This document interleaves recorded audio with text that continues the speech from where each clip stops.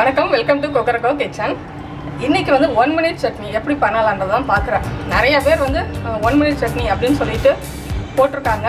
ஆனால் வந்து டெஸ்டிங் வந்து இதை வந்து நான் வந்து 1 minute வந்து என்னோடய சட்னி வந்து 1 minute செய்ய முடியுமா அப்படின்னு வந்து நீங்களே நேரடியாக பார்க்க போகிறீங்க. வாங்க வீடியோக்குள்ளே போகலாம். என் சேனலை மறக்காமல் சப்ஸ்கிரைப் பட்டனை ப்ரெஸ் பண்ணிவிட்டு பெல் பட்டனை கிளிக் பண்ணி தொடர்ந்து நான் போடுற வீடியோஸ் எல்லாமே உங்களோட நோட்டிஃபிகேஷனில் வரும்.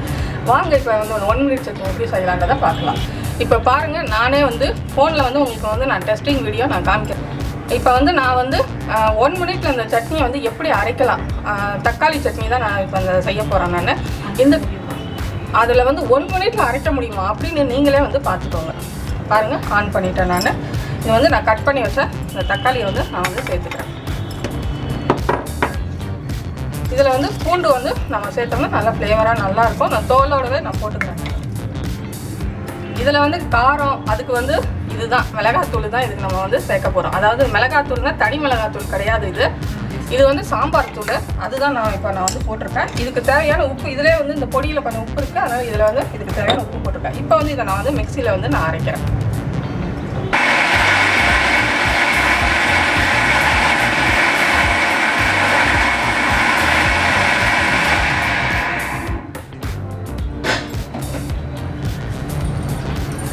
பாருங்கள், முடிஞ்சிடுச்சு. 1 minute எவ்வளோ வருது பாருங்கள் மினிட்ஸ் வந்து. இதை வந்து நம்ம வந்து சர்விங்க்கு வந்து நான் வந்து இது பண்ணி காமிக்கிறேன். பாருங்கள், இது இவ்வளோ தான். இதை வந்து நம்ம வந்து இதிலெல்லாம் வச்சு நம்ம வெறும் தாளிப்பு மட்டும்தான் இதில் நம்ம வந்து தாளிக்க போகிறோம். இதில் வந்து நம்ம தாளிக்க போகிறது கிடையாது, கடாயில் போட்டு நம்ம தாளிக்க போகிறது இல்லை.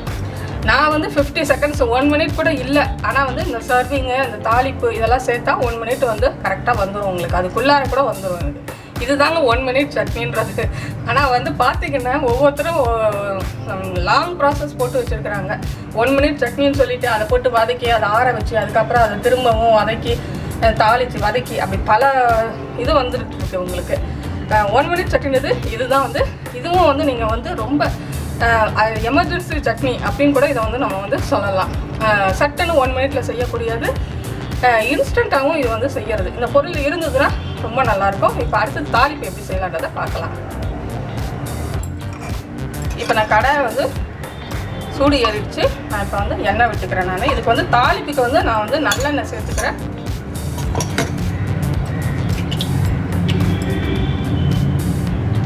இதுக்கு வந்து நம்ம வந்து போட்டு இதில் போட்டு நம்ம வதக்க போகிறதில்ல, அதனால் இதுக்கு கொஞ்சம் எண்ணெய் விட்டுக்கிறோம். நம்ம ஒரு 2 ஸ்பூன் எண்ணெயாவது நம்ம விட்டுக்கிறோம். நம்ம இதுக்கும் ஃபுல் ஸ்பூன் வந்து நான் தாளிப்பு போட்டுக்கிறேன். நான் கடுகு உளுத்த பருப்பு 2 கலந்தது அதை நான் போட்டுக்கிறேன்.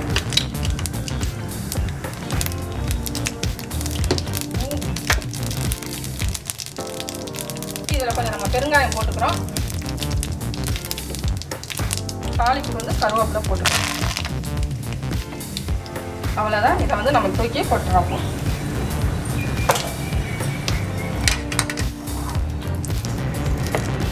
இதை வந்து மிக்ஸ் பண்ணிடுறோம். பாருங்கள், இதுதான் வந்து 1 minute சட்னி. எவ்வளோ வந்து ஈஸியாக செய்கிறது. ஆனால் வந்து எந்த அளவுக்குலாம் வந்து 1 minute சட்னின்னு சொல்லிட்டு எப்படியெல்லாம் வந்து போட்டுட்ருக்குறாங்க பாருங்கள். ரொம்ப சுவையாக இருக்கும். இது வந்து எல்லாத்துக்குமே ரொம்ப இட்லி தோசை எல்லாத்துக்குமே ரொம்ப அருமையாக இருக்கும் உங்களுக்கு. அதனால் இதை வந்து இந்த 1 minute சட்னியை வந்து சட்டுன்னு நேரம் இல்லை, ஒரு எமர்ஜென்சி ஒரு கெஸ்ட் வந்துட்டாங்க அப்படின்னா வந்து டக்குன்னு இதை வந்து நீங்கள் வந்து செஞ்சிடலாம் இந்த முறையில். இந்த வீடியோ உங்களுக்கு பிடிச்சதுன்னா லைக் பண்ணுங்கள், ஷேர் பண்ணுங்கள், கமெண்ட் பண்ணுங்கள். மறக்காமல் சப்ஸ்கிரைபும் பண்ணுங்கள். நன்றி, வணக்கம்.